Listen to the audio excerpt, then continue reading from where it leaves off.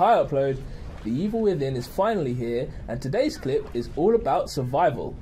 This is a classic survival horror game, so survival is going to be a challenge. First, you'll need to make sure that you use the game's stealth mechanics as much as possible.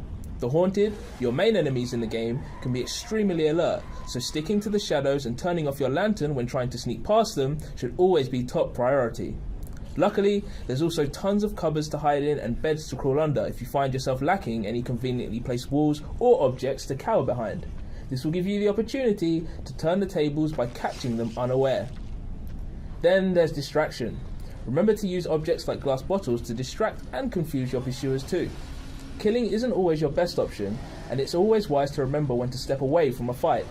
A simple toss of a glass bottle will make enough noise to distract them, giving you a window of opportunity to get the hell out of there. When all this fails, it's time for fight, not flight. If you're cornered by the Haunted, then you're going to want to react fast or die, something I found out the hard way.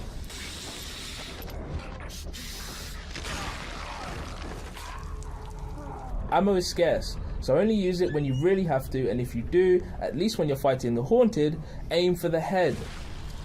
On the other hand, I've personally learned that improvising means surviving.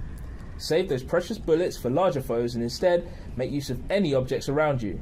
Take the torches for example. While they are only one-use items, they guarantee an instant kill on all regular enemies without too much fuss. It's also important to remember that if you kill an enemy in a way that doesn't involve setting them alight with a torch or blowing their heads off, then burn their bodies. You can do this using the matches you'll find littered all over the environment. Being undead, your enemies can sometimes come back to life later on, so burning them ensures that you won't have to worry about them coming back to haunt you. Now, as if bloodthirsty undead creatures weren't enough of a hazard, you'll also be getting some pretty lethal traps to contend with. You see this? Yeah, don't do that. Traps can kill you instantly, or at least deal heavy amounts of damage. Tripwires, motion detectors and animal snares are all real threats, so tread carefully and disarm any you find.